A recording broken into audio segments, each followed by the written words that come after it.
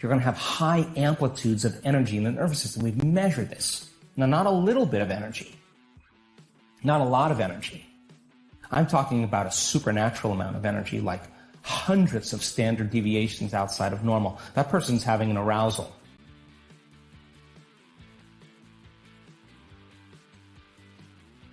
Take a look around you and look at everything in this material world. You can see everything that has form and structure that's material. And it has height and depth and width. And because everything material has height and depth and width, we call this our three-dimensional world. And the world of matter we can only experience with our senses. Now let's talk about time. We experience time in a very linear way because we have a definite past that you can remember, and the past is a series of separate moments, and those heightened emotional moments become the definition of our past. Once we live in the past in linear time, in the present moment, as the brain is an anticipation machine, we're always trying to anticipate the future. And in a sense, we have a linear line of time, what physicists called a world line. So then, we remember the past, we can predict the future, and we experience time as something very linear. In this realm of the senses where we experience separation, that separation can be defined as duality or polarity. If I'm standing here and I notice I'm separate from something over there, if I want to move from one point of consciousness to another point of consciousness, if I'm local as a body, I have to move my body in three-dimensional reality from one point of awareness to another point of awareness. And as I begin to move through space or collapse space, I experience time. So then because I'm separate, I have me here and you there, and if you look different than me or you appear as something unfamiliar, I experience more separation. And by the same means, if I'm here and I have my dreams somewhere in my future, my brain automatically calculates how long it's going to take for me to arrive at my dreams. Let's see, it took me this long to make this amount of money. I have to go to my job, maybe work some overtime to pay my bills to get what I want.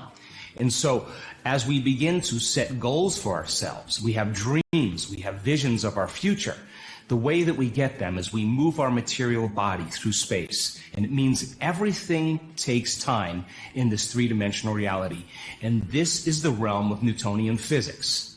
The Newtonian world has everything to do with the known or the predictable. And because of Newton and his mathematical equations, we can begin to understand that everything in the material world can be predicted. So then Descartes, back in the 1700s, was very interested in understanding the realm of matter and the realm of the mind. And what he did was he separated everything material and put it into the world of science, or what we call the sphere of science. Everything that was part of the mind was too convoluted and too unpredictable, and he left that to the church, the sphere of religion.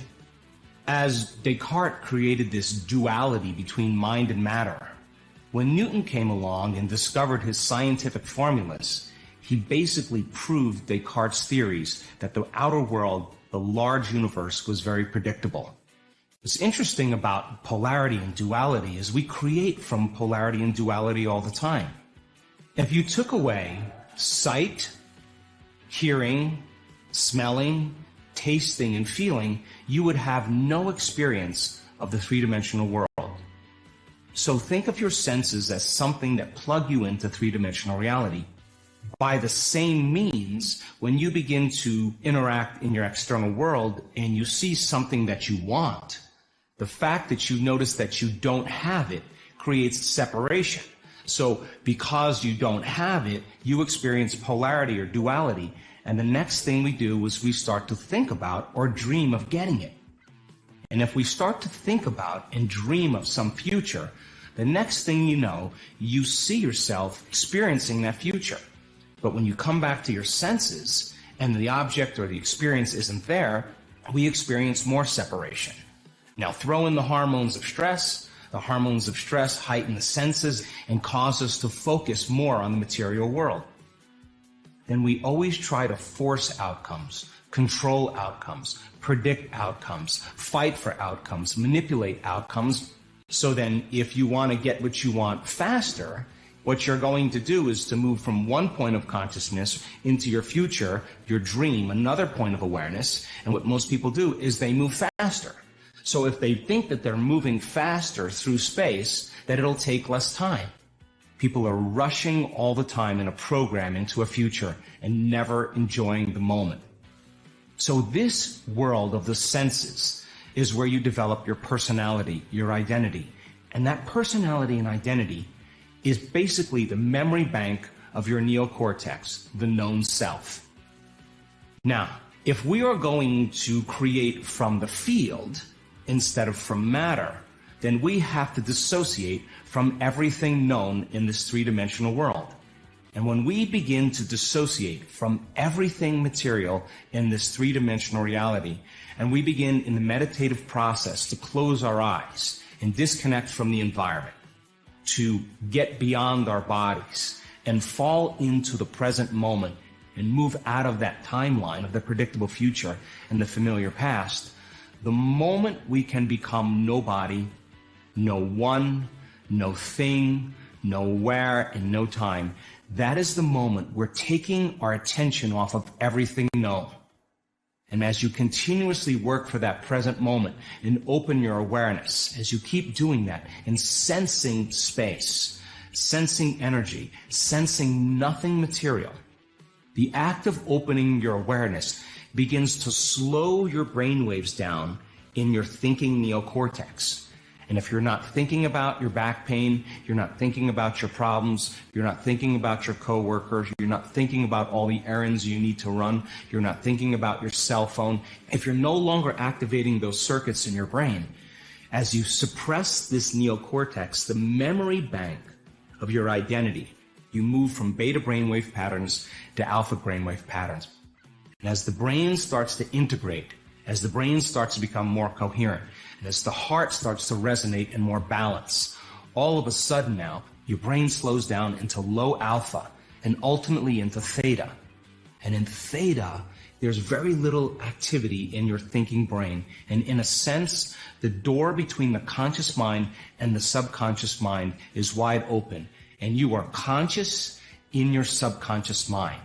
And in this realm, we call this the fourth dimension. Why? Because Einstein said E equals mc squared.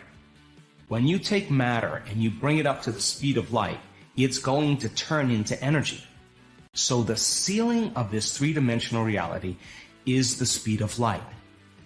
And when you become nobody, no one, no thing, nowhere, and no time, that's the moment you're no longer your body. That's the moment you're no longer your identity. That's the moment you've dissociated from everything known. And that is the moment you are pure consciousness. And in a sense, you are on the bridge, the door to the quantum field. Now let's demystify the quantum field. If you took away all the people, all the objects, all the places, you took away the sun, you took away the earth, the moon, the planets, the stars, the light from the stars, the galaxies, you took away everything material, what would you be left with? An infinite void of anything physical or material. And that fertile void, just because you can't see something, doesn't mean it doesn't exist. And that fertile void is filled with possibilities, filled with unknown experiences. So then how do we get from the known to the unknown? How do we get from the material world to the immaterial world? How do we get from the world of the senses to the world beyond the senses? How do we move from the world of the predictable to the world of the unpredictable? How do we move from three-dimensional reality into other dimensions or other realities? And I want to talk to you about the formula that allows you to get there. That most people spend the majority of their life living in separation instead of living in connection. And because they're feeling local in space and time as a body, then they're using their body to begin to create outcomes in their life. they'll spend the majority of their life developing an identity that's connected to knowing someone, to living somewhere, to owning certain things and living in certain places at certain times. And this becomes the autobiographical self that is stored in the thinking neocortex. So then when a person goes from a narrow focus to a broad focus, and they take their attention off of everything material, and they begin to open their awareness not to matter, but broadening their focus and tuning into energy or information or nothing material, the act of opening their awareness allows them to begin to change their brainwaves. And you learn then that if you do this properly, as you slow your brainwaves down, you begin to get beyond the analytical mind. And if you're not thinking about anybody, if you're not feeling the pain in your body, if you're not thinking about checking your text, if you're not thinking about where you need to go or where you're sitting or how much time you have, you would begin to no longer activate the circuits in your autobiographical thinking brain that has everything to do with everything known in your life. And as you begin to suppress this part of your brain, the seat of your identity, your personality, and you slow your brain waves down, as you do that and you begin to tune into energy, that unifying field, its signature is oneness or wholeness or greater levels of order or connection.